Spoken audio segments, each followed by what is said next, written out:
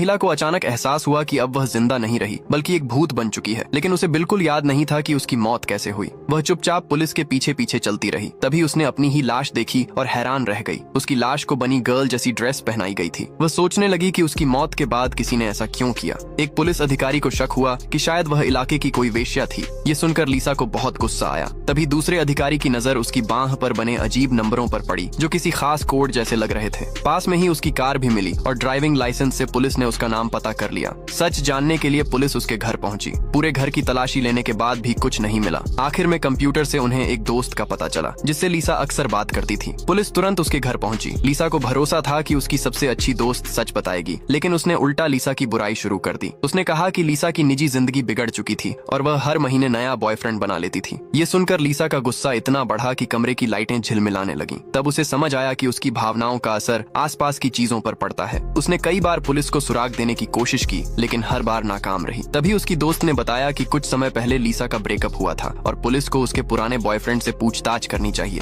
लिसा को भी उसी पर शक था। पुलिस जब उसके बार पहुंची और मौत की खबर दी तो उसे जरा भी दुख नहीं हुआ। उसने कहा कि लिसा के साथ वही हुआ जिसकी वह हकदार थी। फिर उसने अपना फोन दिखाया जिसमें उस रात अपनी नई गर्लफ्रेंड के साथ होने की फोटो और वीडियो थे। ये देखकर लिसा का गुस्सा फूट पड़ा। उसने उसे धक्का दिया जिससे पुलिस और उसके बीच हाथापाई शुरू हो गई। तभी लिसा को एहसास हुआ कि गुस्से में वह चीजों को छू सकती है। वह घर लौटी और सभी संदिग्ध लोगों की जानकारी दीवार पर लगा दी। उसने तय किया कि असली कातिल को खुद ढूंढेगी। अगले दिन पुलिस स्टेशन पहुंचने पर उसने देखा कि उसका केस लगभग रुक चुका था। तभी सबूतों वाले कमरे में एक महिला अधिकारी पूरे ध्यान से जांच करती दिखाई दी। इससे लिसा को उम्मीद मिली। घर लौटकर सोचते समय उसकी नजर एक फोटो पर पड़ी जिसमें वह और उसकी दोस्त एक चाबुक पकड़े हुए थे। वही चाबुक जिससे उसे घटनास्थल पर बांधा गया था। अब उसे यकीन हो गया कि उसकी सबसे अच्छी दोस्त ही कातिल है। गुस्से में वह सीधे उसकी दोस्त के घर पहुंची और सामान तोड़ने लगी। उसकी दोस्त डर गई। तभी शोर सुनकर उसका भाई बाहर आया और बोला, तुम मुझे गेम खेलने के समय क्यों परेशान कर रही हो? मेरा इकलौता दोस्त मर चुका है। मैं पहले ही बहुत दुखी हूँ। ये सुनकर लिसा उलझन में पड़ गई। क्या असली कातिल कोई और था? वह धीरे धीरे उसके भाई की तरफ बढ़ने लगी।